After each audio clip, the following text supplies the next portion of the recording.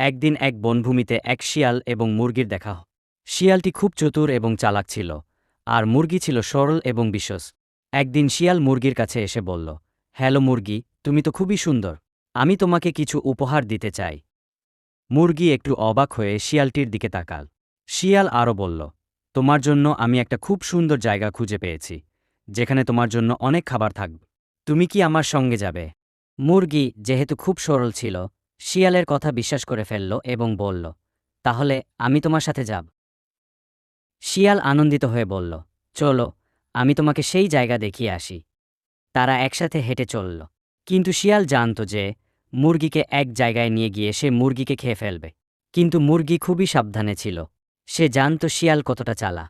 তাই মুরগি এক অজুহাতে বলল, শিয়াল ভাই, আমার পা একটু ব্যথা করছে, আমি একটু বিশ্রাম নিতে চাই।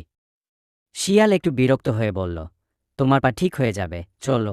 কিন্তু মুরগি তাকে শান্ত করে বলল, যদি তুমি আমাকে বিশ্রাম করতে দাও, তাহলে আমি আরও শক্তি পাব এবং আমাদের পথ আরও সহজ হবে।